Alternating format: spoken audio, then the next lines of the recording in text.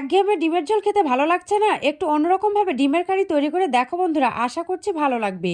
এখানে নতুন আলু আর ডিম সেদ্ধ কড়াইয়ে তুলে দিয়েছি। আলু ডিম সেদ্ধ করে নিয়ে ডিমের খোসা ছাড়িয়ে লবণ হলুদ দিয়ে মেখে নিয়ে কড়াইয়ে তেল গরম করে ডিমগুলো লালচে করে ভেজে তুলে নেব। এদিকে সেদ্ধ করা আলু খণ্ড করে কেটে নিয়েছি। ডিম ভেজে তুলে নিয়ে ওই তেলে ফোড়নে গোটা জিরা আর দারচিনি দিয়ে পেঁয়াজ কুচি, থেতানো রসুন আর কাঁচা লঙ্কা দিয়ে সামান্য লবণ দিয়ে পেঁয়াজ রসুন বাদামি করে ভেজে সেদ্ধ করা আলু দিয়ে কিছুক্ষণ নাড়াচাড়া করে নেব। কয়েকটা পেঁয়াজ পাপড়ি আর একটা টমেটোর পেস্ট, আদা রসুন বাটা দিয়ে মশলাগুলো ভেজে নেব। এদিকে একটা বাটিতে টক দই দিয়ে এর মধ্যে হলুদ গুঁড়ো, লঙ্কা গুঁড়ো দিয়ে খুব ভালো করে ফেটিয়ে কড়াইয়ে ছেড়ে দেব। আবারও কিছুক্ষণ কষিয়ে নেব। ঝোলের জন্য জল দিয়ে দেব। ঝোল ফুটে উঠলে ভেজে রাখা ডিমগুলো ছেড়ে দেব। আবারও কিছুক্ষণ ফুটিয়ে ঝোল ঘন হয়ে গেলে নামিয়ে নেব দুর্দান্ত স্বাদের ডিম কারি। এই পদ্ধতিতে ডিম কারি একবার বাড়িতে ট্রাই করো, আশা করছি খুব ভালো লাগবে।